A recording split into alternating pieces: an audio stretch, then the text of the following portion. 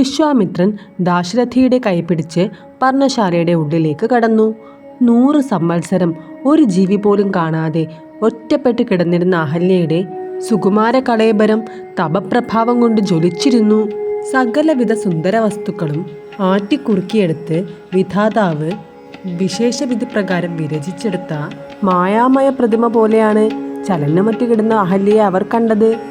ഉത്താനുശായിനിയായി ഉറങ്ങുന്ന മട്ടിൽ സ്ഥിതി ചെയ്തിരുന്ന അഹല്യയുടെ കാൽക്കൽ നിന്നപ്പോൾ താൻ ഏതോ ഒരു ദേവിയുടെ മുമ്പിലാണ് നിൽക്കുന്നതെന്ന് ശ്രീരാമന് തോന്നിയിരിക്കണം.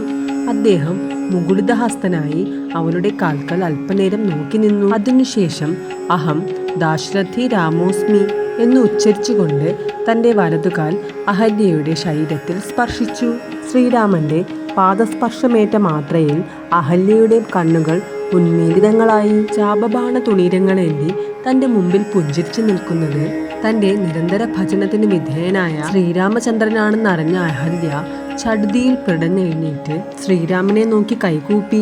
അല്ലയോ ദശരഥാത്മജനായ ശ്രീരാമചന്ദ്ര, ഭവാന്റെ പാദസ്പർശം മൂലം ഈയുള്ളവൾ പാപങ്ങൾ നീങ്ങി പവിത്രയായിരിക്കുന്നു.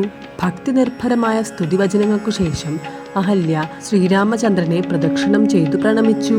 വിശ്വാമിത്രൻ തുടങ്ങിയ മഹർഷിമാർ ശാപമുക്തയായ അഹല്യയെ ആശീർവദിച്ചു. ഹിമാലയത്തിൽ തപസ് ചെയ്തിരുന്ന ഗൗതമ മഹർഷി ദിവ്യ ചക്ഷുസ് കൊണ്ട് വിവരം ഗ്രഹിച്ച് ശ്രീരാമ ദർശനത്തിനായി തക്ഷണം അവിടെ ആവിർഭവിച്ചു. ഗൗതമ മഹർഷി ശ്രീരാമനെയും മുനിമാരെയും വന്ദിച്ച് അഹല്യയെ സ്വീകരിച്ചു.